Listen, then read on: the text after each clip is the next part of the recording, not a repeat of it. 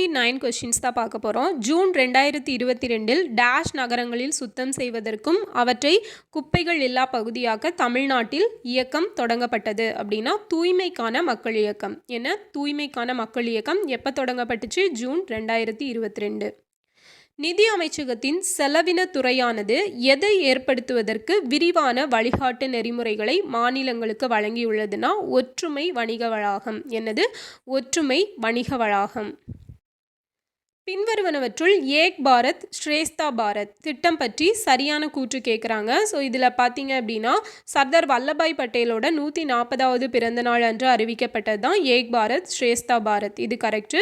நமது தேசத்தின் ஒற்றுமை மற்றும் பன்முகத்தன்மையை கொண்டாடுவதே இதன் குறிக்கோள். இதுவும் கரெக்டு. ஸோ தேர்டு பார்த்தீங்கன்னா மற்ற நாடுகளின் சிறந்த நடைமுறைகளை கற்றுக்கொள்வதற்காகன்னு சொல்லியிருக்காங்க. அது தப்பு. 1, 2 தான் கரெக்டு. இந்தியாவில் டேஷ் பள்ளிகளின் அடிப்படை கல்வி தேவையை பூர்த்தி செய்ய கரும்பலகை திட்டம் செயல்படுத்தப்பட்டது. யார்? ஆரம்ப பள்ளிகளின். எந்த பள்ளிகள்? ஆரம்ப பள்ளிகள். ஓகேவா? திட்டம் திருமண உதவி.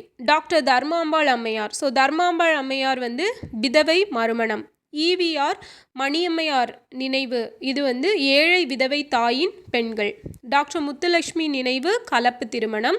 அன்னை தெரசா நினைவு அனாதை பெண்கள். ஸோ 4, 3, 1, 2 தான் ஆன்சர். ஓகேவா? தர்மாம்பாள்னா விதவை திருமணம், விதவைகளோட மறுமணம். ஈவிஆர் அம்மையார் ஏழை விதவை தாயோட மகள்களுக்கான திருமணம் செய்வது. ஓகேவா? அன்னை தெரசா அப்படின்னாலே ஆர்ஃபன் அப்படிங்கிறது ஞாபகம் வந்துடணும். தமிழ்நாடு மாநில மனித மேம்பாட்டு அறிக்கை 2017 மாவட்ட வாரியாக வறுமை மற்றும் வருவாய் நிலையில் கீழ் இருக்கும் மாவட்டம் எதுனா அரியலூர். தமிழகத்தில் அறிமுகப்படுத்தப்பட்டுள்ள மக்கள் போர்ட்டலின் நோக்கம் என்னன்னு கேட்டிருக்காங்க. மாநில அளவிலான முழுமையான குடியிருப்போர் தரவுகளை மின்னணு முறையில் நிர்வகித்தல் தான் இதோட நோக்கம். தமிழகத்தில் எந்த பயிர் உற்பத்திக்காக மிக அதிகளவு நிலப்பரப்பு பயன்படுத்தப்படுகிறதுனா நெல்.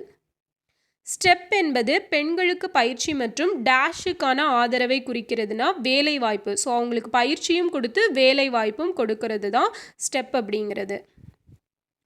அடுத்தது பேட்டி பச்சாவ் பேட்டி பதாவ்னா பாலின விகித முன்னேற்றம் மற்றும் பெண் கல்வி உறுதிப்படுத்துதல். அடுத்தது RGSEAG அப்படிங்கிற திட்டம் வளர் இளம் பருவ பெண்களோட ஒட்டுமொத்த முன்னேற்றத்தை குறிக்கிறது. IGMSYனா கருவுற்ற பெண்கள் மற்றும் பாலூட்டும் பெண்களுக்கு பண உதவி அளிக்கிறது.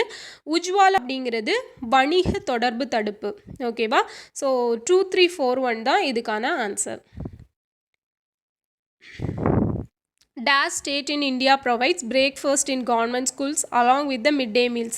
ஸோ காலை உணவு திட்டத்துக்கு கூட மதிய உணவு திட்டத்துக்கு கூட காலை உணவு திட்டமும் ப்ரொவைட் பண்ணுறது எந்த ஸ்டேட்டில்? தமிழ்நாட்டில். The number of seats. தமிழ்நாடு சட்டமன்றத்தில் பட்டியல் ஜாதியினர் பழங்குடி மக்களுக்கான இடங்களின் எண்ணிக்கை எவ்வளோனா 44 மற்றும் 2. ஓகேவா? பட்டியல் ஜாதியினருக்கு 44ம் பழங்குடிக்கு 2 இடங்களும் கொடுக்குறாங்க. ஏற்றுமதி தயாரிப்பு குறியீடு 2020 நாட்டில் ஏற்றுமதி மேம்பாட்டு கொள்கைக்கு டேஷ் ஒரு எடுத்துக்காட்டுனா தொழிற்சாலைகளுக்கான துறைவாரி ஏற்றுமதி திட்டங்கள் தான் அதுக்கான எடுத்துக்காட்டு. தமிழ்நாட்டில் முதல் மகளிர் சபை கூட்டம் எப்போது நடைபெற்றது? 12 ஜனவரி 2014 நடந்துச்சு. இந்தியாவில் மாவட்ட அளவில் ஏற்றுமதியை ஊக்குவிக்க மாவட்ட அளவில் ஏற்றுமதி வளர்ச்சி குழுக்கள் அமைக்கப்பட்ட நிலையில் இதனை அமைக்காத இந்திய மாநிலம் எதுன்னு கேட்குறாங்க. மேற்கு வங்காளம். சர்வதேச அளவில் மக்கள் நல அவசரம் கருதி உலக சுகாதார நிறுவனம் அறிவித்த நோயோட பேர் என்னன்னா குரங்கம்மை. கிராம பெண்களை மேம்படுத்துவதற்கான மகளிர் திட்டத்தின் 4 முக்கிய கூற்றுகளில் எது சரின்னு கேட்குறாங்க. ஸோ சமூகம், அரசியல், பொருளாதாரம், கல்வி. ஆப்ஷன் சி தான் இதுக்கான ஆன்சர்.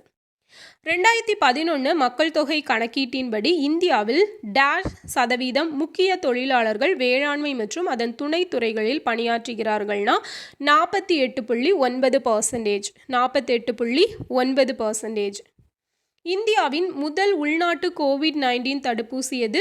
கோவேக்சின்.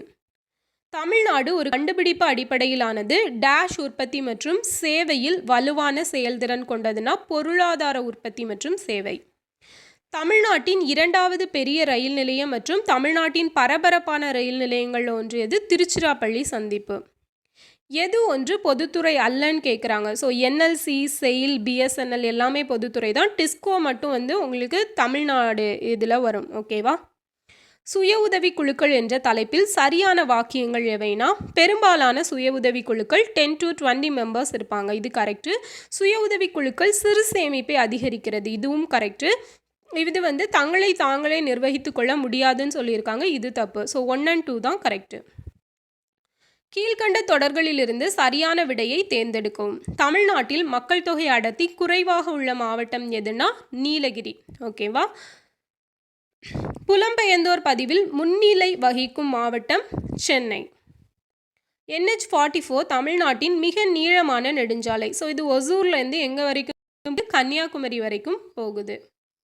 பிரிட்டிஷ் அரசாங்கம் மறைமுகமாக இந்தியர்களின் முன்னேற்றத்திற்கு உதவியது. அது எதுக்கெல்லாம் உதவுச்சு அப்படின்னு பார்த்தீங்கன்னா, பாடசாலைகளை நாடு எங்கிலும் நிறுவியதன் மூலம். அது கரெக்டு. புதிய தொழிற்சாலைகளை அமைச்சாங்க. அதுக்கப்புறம் புதிய தேவாலயங்களை நிறுவினாங்களா அப்படி, அதாவது இந்திய முன்னேற்றத்துக்கு அதில் ஒரு பங்கா அப்படின்னா அது கிடையாது. ஸோ அது கிடையாது. போக்குவரத்து வசதி செய்ததன் மூலம். ஸோ 1 to 4 அப்படிங்கிறது தான் ஆன்சர். பரவலான மாறுபாடுகளை காட்டும் மாநிலங்களை பொறுத்துகன்னு சொல்லியிருக்காங்க. ஒப்பீட்டு அளவில் குறைந்த வருமானத்துடன் உயர் மனித வளர்ச்சினா கேரளா. அதிக வருமானத்தில் குறைந்த மனித வளர்ச்சி ஹரியானா. வேகமான பொருளாதார வளர்ச்சி மற்றும் மெதுவான மனித வளர்ச்சி ராஜஸ்தான். பரஸ்பர மந்தமான வளர்ச்சி மற்றும் மனித வளர்ச்சி பீகார். ஓகேவா? ஸோ 3142 தான் ஆன்சர். கலைஞர் கருணாநிதி அவர்களின் 97வது பிறந்த தின விழாவின் போது தமிழ்நாடு அரசு டேஷ் உருவாக்குவதாக அறிவித்தது அப்படின்னா, சென்னையில் உயர்தர பல்நோக்கு மருத்துவமனை. 2013ஆம் ஆண்டு செம்மொழியாக அறிவிக்கப்பட்ட மொழி எது அப்படின்னா, ஸோ எது 2013 மலையாளம். ஓகேவா?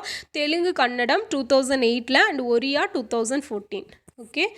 ஸோ இதான் வந்து யூனிட் 9 2000 ரீசெண்டாக 2023 ஓகேவா? 23-24 இந்த பீரியடில் கேட்ட கொஷின்ஸ்.